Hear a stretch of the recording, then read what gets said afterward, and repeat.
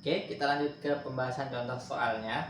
Nah, ini saya ambil dulu dari yang momen gaya. Ini buku dari buku Intan Pariwara lagi ya, dari LKS. Ini untuk nomor satunya. Jadi ada plat logam yang berbentuk segitiga sama sisi. Ini kurang lebih bentuknya sama sisi. Semoga sama sisi ya. Nah, kemudian sisinya ini 60 cm. Ini 60 cm. Kemudian ada 3 gaya yang bekerja pada titik-titik sudutnya. Di sini ada F1. F1 ini udah tegak lurus dengan yang sisi 1 sebelah sini. Ini F1-nya 20 Newton.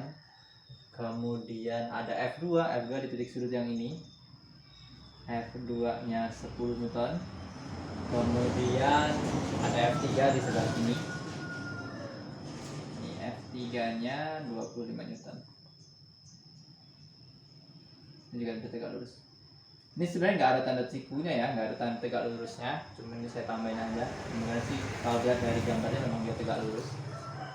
Itu maka hitunglah momen gaya terhadap pusat masanya. Pusat masanya itu yang di tengah sini nih. Nah, ini sebagai pusat rotasinya di sini, pusat rotasi.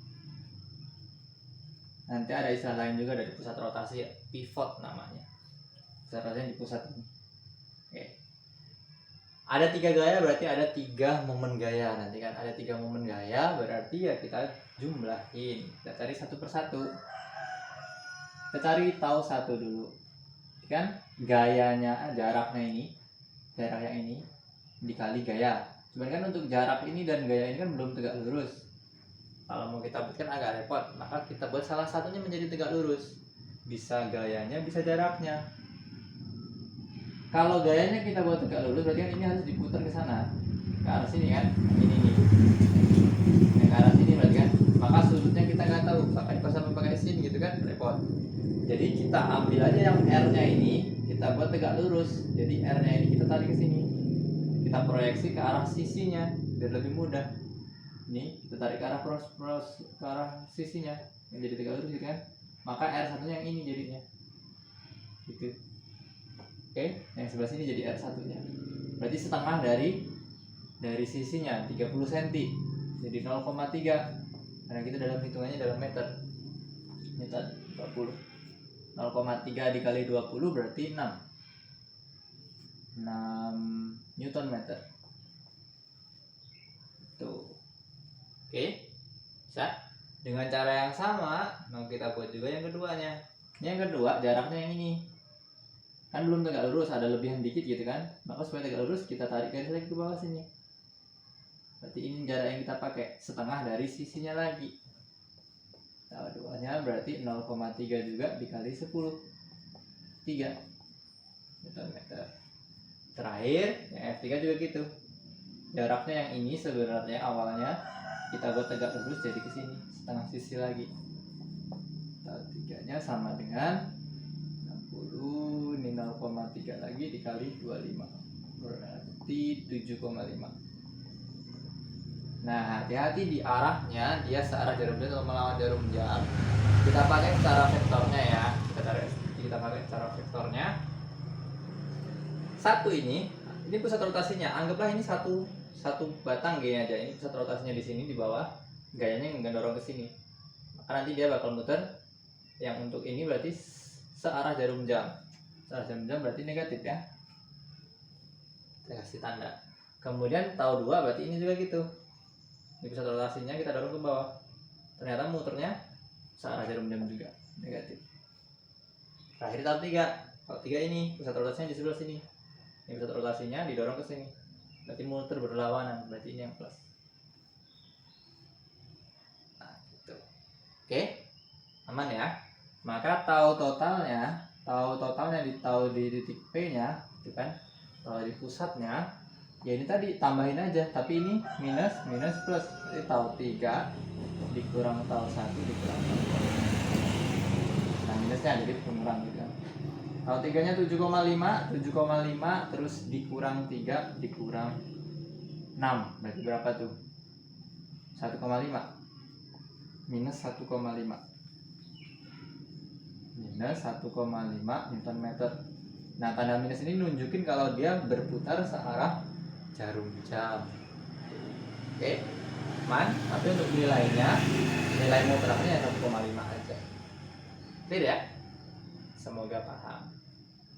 Nah, untuk nomor 2-nya kita ambil soal yang tentang momen inersia benda titik.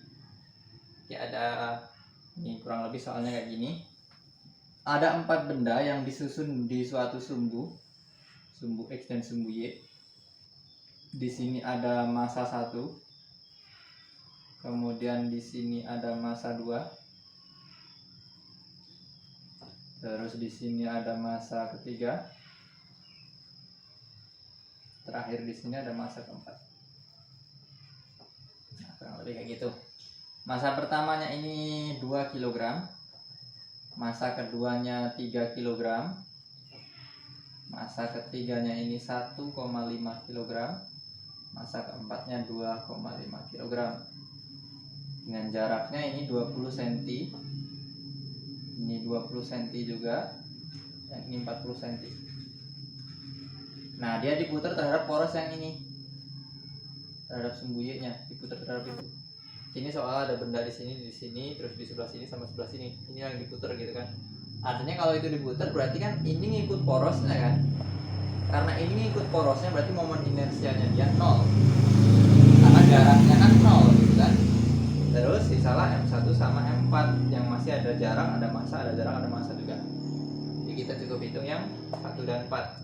Jadi I1-nya massa 1 2, R-nya 0,2 berarti kan. Terus ini apa nih? 2 dikali 0,2 karena dijadiin meter kuadrat, MR kuadrat kan. 2 kali 0,2 dikali 0,2 jadi 0,08 kilogram meter kuadrat. Tuh, I2 dan I3 nya 0 ya, karena dia jaraknya 0. I3 nya juga 0. Masanya ada tapi jaraknya 0. Jadi langsung 0. Terakhir 4 masanya 2,5, jaraknya 0,4. 0,4 dikuadratin 0,16 atau langsung ini. Jadi 2,5 kali 0,4 kuadratin. 2,5 kali 4 kan 10, tapi kalau dikali 0,4 jadi 1. Kali 0,4 lagi jadi 0,4.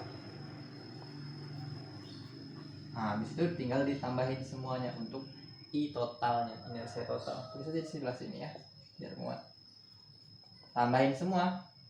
0,4 tambah 0, 0,08 berarti 0,48. Nah, terhadap sumbu Y-nya. Kalau diputar terhadap sumbu X misalkan di sini diputarnya terhadap sumbu poros yang ini, berarti yang di poros-poros ini itu nggak dihitung, dia langsung 0. Jadi cukup yang M3 aja yang dihitung.